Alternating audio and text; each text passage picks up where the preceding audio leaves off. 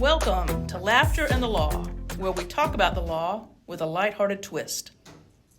Hey, this is Jackie Hauser with Flexner Hauser Injury Law. Welcome to another installment of Laughter and the Law.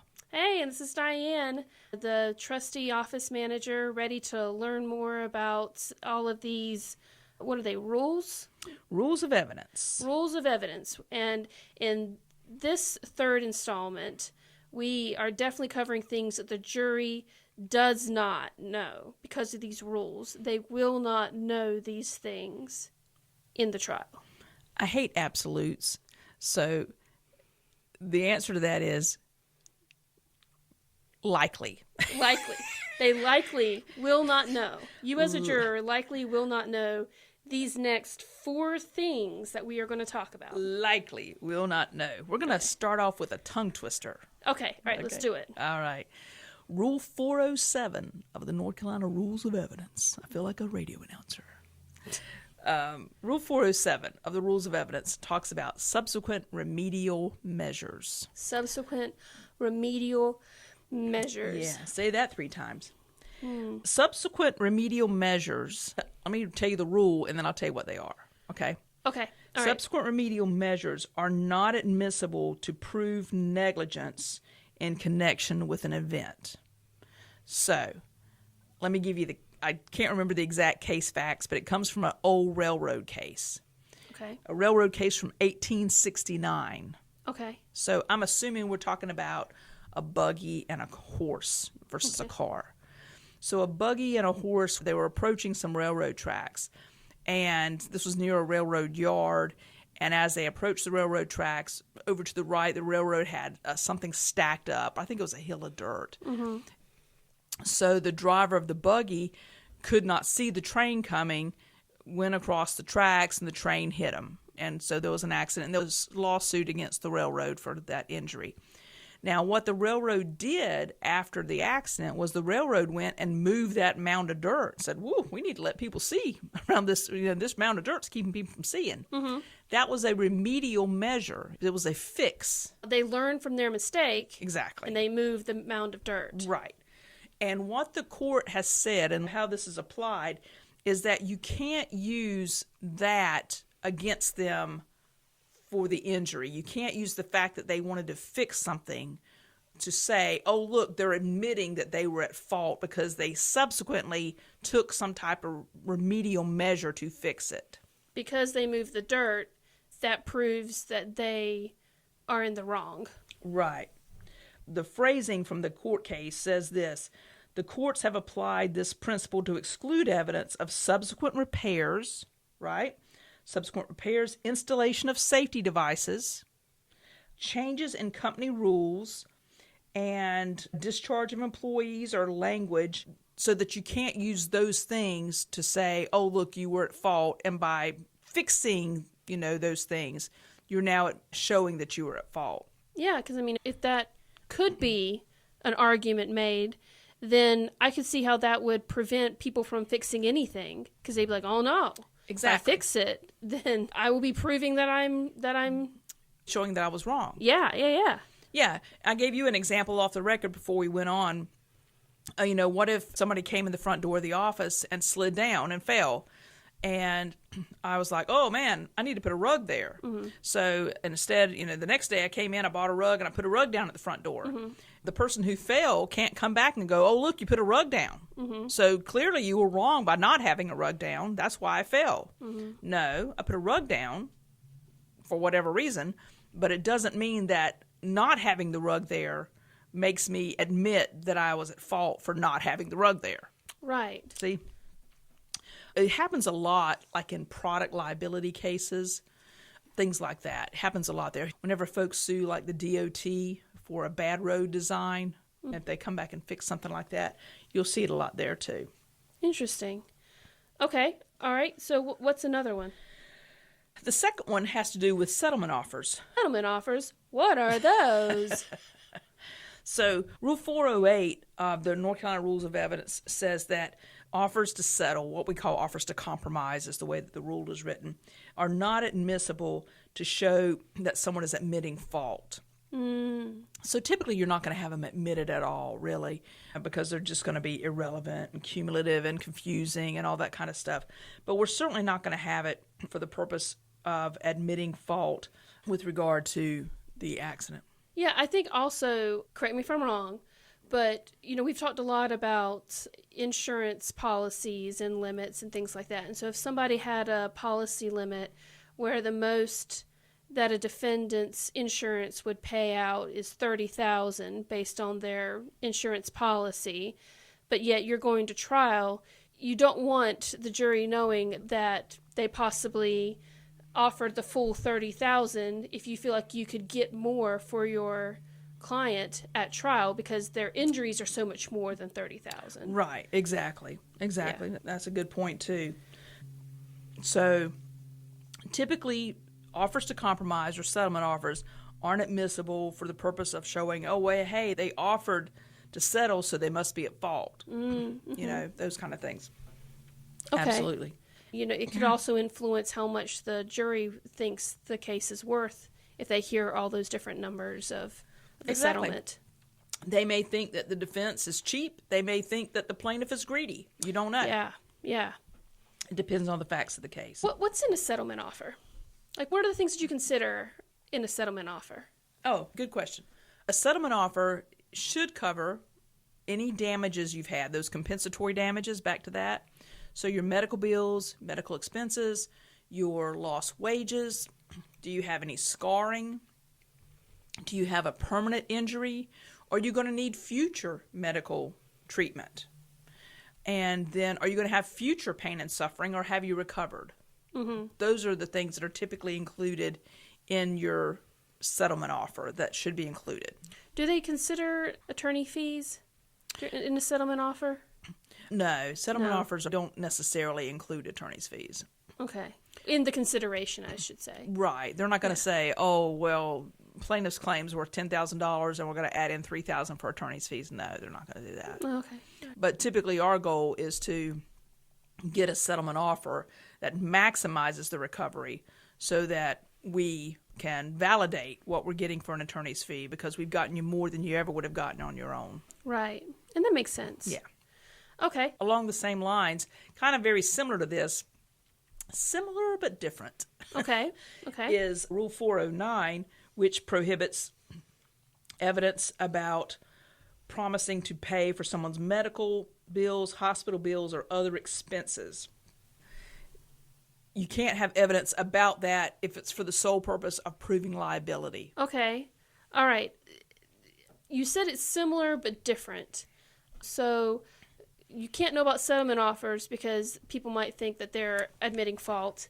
But then you're saying that they also can't know whether they've offered to pay medical bills because of the same reason. It may look like they're trying to admit fault. Right. Think about last year, I think it was, whenever you were in a rear-end collision. Yeah. Right? Luckily, no personal injury, but Right. definitely plenty of property damage. Right. So this guy with a big giant truck hits your little bitty Honda and Ruins the trunk. Ruins the whole back half of my car. Even the backup camera was all spider webbed. yeah, she went from looking like a Honda to looking like a Kia. Almost a smart car. Almost a smart car. So, one of the first things he said whenever he got out of the car was, let me pay for this. Let me pay for this. Just get an estimate. Let me pay for it. Because he was thinking, it was $1,000, $1,500, whatever, right? But whenever you got the estimate, it was a lot more. Well over 8,000. Yeah.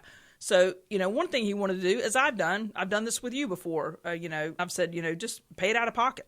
Don't file it on your insurance if it's a small accident, something like that, no personal injury, anything like that. So if you would have filed a lawsuit, let's say that, things went haywire and you had to file a lawsuit. The fact that he got out of his truck and said, let me pay for it. I'll pay you. Just get an estimate and I'll pay for it. That wouldn't have been admissible. To prove that he was liable for an accident. Now, clearly, he hit you in the rear, so he was liable for the accident. But to use those kind of statements to prove that he was liable would not have been admissible. So, does that make sense? It does. Yeah. And it doesn't just cover medical expenses, it also covers any other expenses. So it could cover property damage, it could cover lost wages, it could cover all those things. So the rule says medical, hospital, or other expenses. So any expense that's involved in a loss that you suffer as a result of an accident. So, but they separate these two rules for what reason? Oh, well, the answer to that question is, I don't know. I don't know. These rules have been in effect longer than you've been alive. Definitely longer than I've been alive. Not longer than I've been alive. They've been in effect longer than you've been alive, and I just don't know. Okay. More likely than not, one rule existed, and because we love to write laws, and there's more laws on the book than you could wrap around the earth multiple times, all the laws that we have in America, they just wanted to make sure it was clear. Absolutely.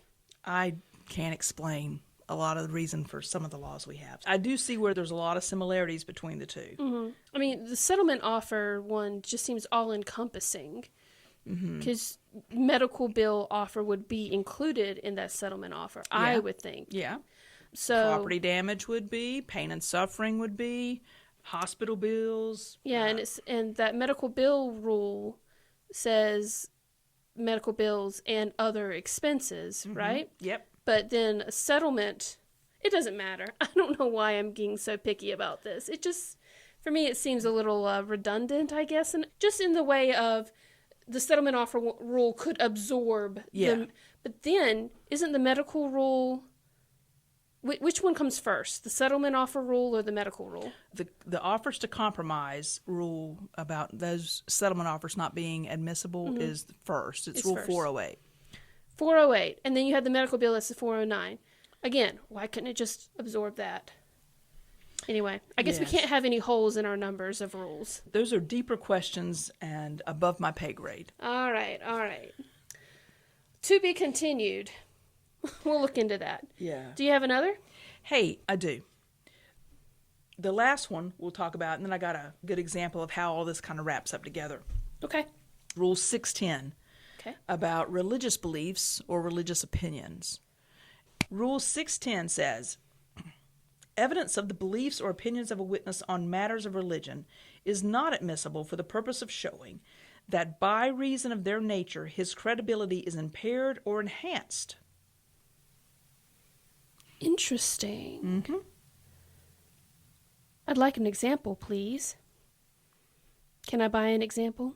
Now, there's a second part of this rule. Oh, okay. All right, let's hear that. We'll take them one at a time. Okay. Second part of this rule says, provided, however, I love whenever they do that. That's like, here's an exception. Provided, however, such evidence may be admitted for the purpose of showing interest or bias. We love to point out interest or bias in witnesses at trial. We'd love to point that out. Even though we asked the jury not to practice any... Well, the jury is going to determine credibility, and credibility sometimes has to do with someone's interest or bias in the case. Interesting. Right? Mm-hmm. So you can use it for pointing out interest or bias.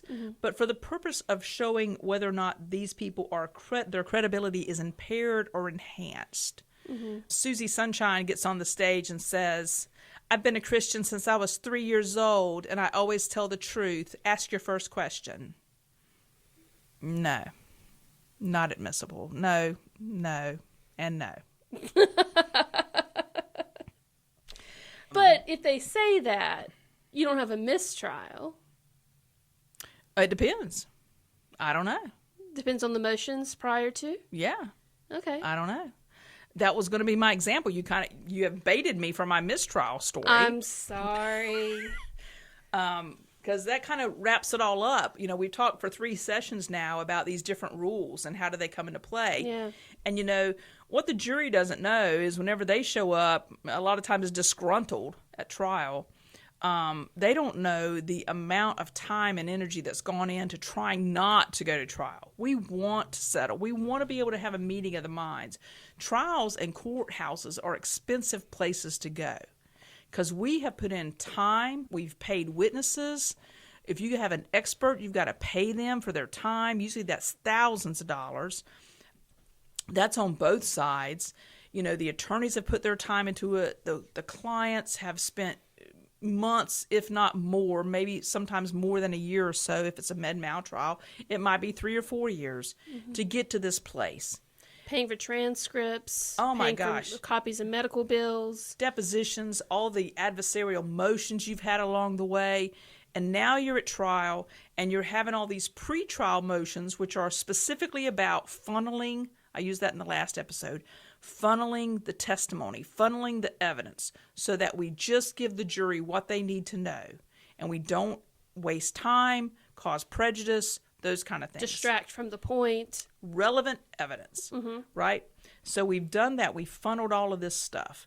And we filed these motions, and they've been heard. We've probably spent a half a day or a day on those, and then the jury shows up the next day. And I don't know what juries think that we've done before we got there, but I'm telling you, there's a boatload of work that's been done. And so you want 12 people that are going to pay attention for a day or two. Some trials go longer. Some trials may be 3 or 4 days. But you definitely want to pick folks who are going to pay attention and follow the instructions of the court. You also want witnesses that are going to do the same thing. And so whenever you file these motions for all these things that may or may not be admissible or may not be relevant, and the judge enters a ruling, you have a duty to tell your witnesses, hey, remember, you can't discuss this, you can't talk about this, there's been a ruling about thus and so. Because to violate that is to violate a court order. So the best example I have, and I was thinking about it whenever we were prepping for this session, is a case that I had several years ago. I was actually on the defense in this case. This was before I switched to plaintiff's side. I was a defense attorney. For the insurance companies. For the insurance companies, that's right. I've tried cases for both, and I tried a case for a defense insurance carrier. And I like that. I like that I have that experience. You know, if you think about it from a sports analogy, and we're a very sports-oriented family, there's not very many sports. I guess golf isn't one of them. Golf, you don't have an offense and a defense per se. But, you know, if you think about basketball, which is something our family's always been involved in. If you think about softball or baseball, we love that. I was at a softball game last night. If you think about soccer, those kind of things, there's always an offense and a defense. And tennis, you're switching from offense to defense constantly. What am I doing offensively? What am I doing defensively? Constantly. I think that makes you a very well-rounded athlete because you are both, right? Yes. And you know how to adapt quickly. And I know how the other side is thinking because I have been the other side, right? So even in trial, I know how the defense thinks because I've been at the defense table. So in this particular trial, I was the defense. And I think the plaintiff had asked for this civilian investigator to come and testify about the accident. And what happens, a civilian investigator isn't a police officer. They usually investigate very minor traffic accidents. Typically, they investigate traffic accidents where there are no injuries, where there aren't supposed to be injury. So the civil investigator had determined in their report, they had written out who they believed was at fault, which that's great for your report, but you're not going to be able to testify to that at trial. And so I had made a motion in limine, just like we have talked about here, to limit the testimony of the civil investigator so that they could not testify about fault. Fault is what the jury determines, not the civil investigator. The civil investigator is not my jury. They are a witness. The judge had ruled. Civil investigator is not going to talk about fault. They are going to talk about their investigation, what they found when they got to the scene. Okay, great. So we now have spent a half a day of motions. We've spent a day and a half picking a jury. We're now on day 3. We're about to start evidence. And the other side is going to call that civil investigator. Was the civil investigator their very first witness? Yes. Oh. First witness, civil investigator. Okay. All right. So before the civil investigator gets on the stand, I've never talked to this person before, but I step outside with them. I remind them about the motions. You know, you can't talk about fault. You can't talk about this. What are you going to talk about? What are you going to say? Blah, blah, blah. I stress what the motions are because they're not my witness or the other side's witness. Typically, they're a neutral. They're supposed to be a neutral witness. But I wasn't calling them, so I consider them the other side's witness. So the civil investigator gets on the stand, and the other attorney says something like, state your name, how are you employed, How were you employed on such and such date, the date of the accident? I was a civil investigator for the city of, Lumberton. And do you recall investigating this accident on such and such a date? Yes, I do. And what do you recall? And we're like 4 questions in, and the civil investigator says, I recall arriving at the scene and seeing the at-fault vehicle was pulled off the road to the right. And I'm like, the at-fault vehicle? Mm. So I immediately jump out of my chair and say, So dramatic. say, Your Honor, motion to strike and motion for mistrial. Mm. And the judge says, Mr. Bailiff, take the jury out, please. And all the judge and I and the other attorney is thinking about is how much time we have wasted.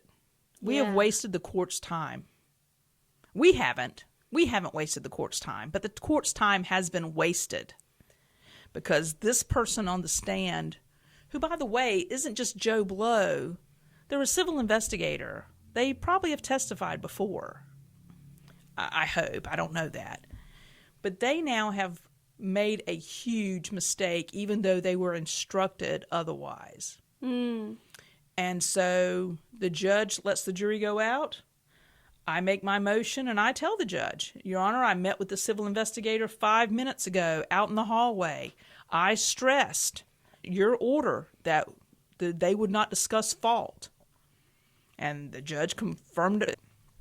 They said something like, yes, I didn't think I was doing anything wrong, blah, blah, blah. Slip of the tongue, probably, something Whatever. like that. And the judge declared a mistrial. And so what happens at a mistrial?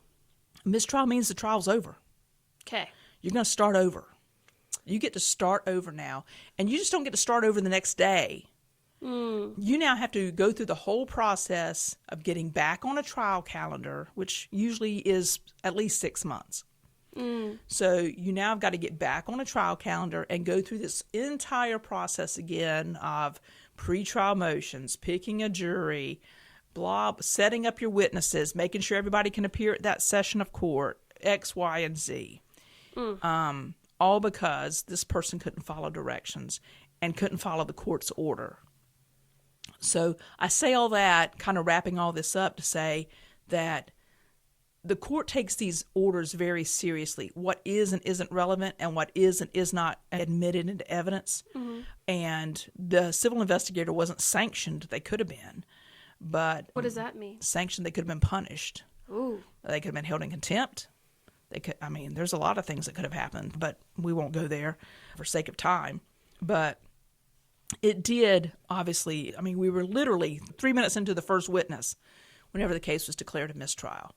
And so those are just, the courts takes these things very seriously. Whenever a judge issues an order, it's expected that you're going to adhere to the order. And your witnesses are going to do the same thing. So That's just got to be terribly discouraging when that happens. right. And the long story, the ending, you asked me off the record what happened at the end, and the long story is, before we got to the next trial date, the case did settle, and, everything was sunshine and roses. But, still, all of that money was spent, and all of that money and time and energy and effort was spent. Yeah. For both sides, regardless of whether you're plaintiff or defense. It's a lot of energy getting ready for a trial. And so that's just that's just a good story to stress the importance of these rules. Yeah. I know that now you represent the plaintiff side, and you've definitely shared before your reasons for choosing to represent people instead of companies and all that jazz. But I know you've probably got some really fun war stories over there on the other side, and I would love to hear them sometime. I think others would like to hear some fun stories too. Sure, absolutely. We'll do that sometime. Yeah, if you'd like to hear them, please do let us know. We have some really fun things in the pipeline that we are excited about sharing in future podcasts, but we also want to hear from y'all. So if there's something specific that you'd like us to cover or something you're interested in, or if you have questions about anything we discussed today or in previous podcasts, please do shoot us a message on our social media, and we'd love to hear from you. All right. Thanks so much. All right. Thanks for listening. Hey, thanks for listening to Laughter in the Law, where we talk about the law with a lighthearted twist.